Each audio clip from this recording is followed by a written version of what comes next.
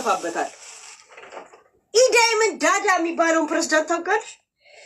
ያ በፖለቲካ የመጡትን ሰዎች አንገታቸውን ቆርጦ ፍሪጅ ውስጥ አድርጎ ጧጧ ሲነሳ ይደነፋል።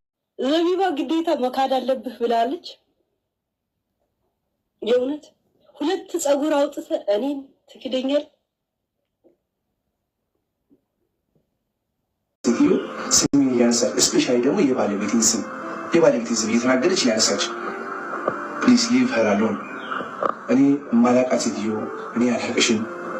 እኔ በሄለንና በኢሳያስ በኢሱ ነው ኢሱ በሚባለው ሰውዬ ጉዳይ አንድ ነገር ልናገር ፈለኩኝ ማለት ነው። ከሁለቱም ቦታ እየገባው እያየሁኝ ነበርና ለእያንዳንዱ ነገር ለምንድን ነው ሴት ልጅ ማስረጃ የምትጠይቀው? ተደፈርኩ ስትል ማስረጃ ትጠይቃለች። የሆነ ነገር ተፈጠረ ሲባል ማስረጃ ትጠይቃለች። ዋይ ለምንድን ነው ለተናገረችው ቃል እምነት የማትወስዱት ማለት ነው?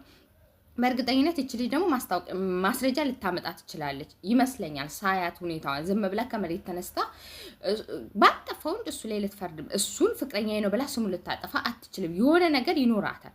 ከእንደገና እሱ የሚናገረውን ነገር በቀና ልብ ሄለንን ከመጥላት ነው። አሁን ሄለን አትመቸኝም። ሰው ግን የሆነ ነገር ተፈጠረ ስል ያንን ጥላቻዬን አውጥቼ ፍትሃዊ ሆኜ ለማዳመጥ እሞክራለሁ። ሄለን ከምታወራቸው ነገሮች ውስጥና እሱ የሚመልሳቸው ነገሮች ስሰማ ሄለን ካንቺ የተሻለች ሴት አግኝቻለሁ ብሎ እሷን ለማብሸት ከሚናገረው ነገር ውጪ አሳማኝ የሆነ ነገር አይናገርም። ሴትዮ ብሎ እሷን ሴትን ልጅ ሴትዮ ስትባል የሚሰማትን ስሜት ያውቃል። እንደዛ አድርጎ አታክ ከማድረግ ውጪ ትክክለኛ ነገር ሲያወራ አልሰማሁትም። አሳማኝም ነገር አይደለም ሲናገር የነበረው። ሲጀመር ሄለን ለአንተ በእድሜ አታንስም። በጣም እኩያሞች ናቸው።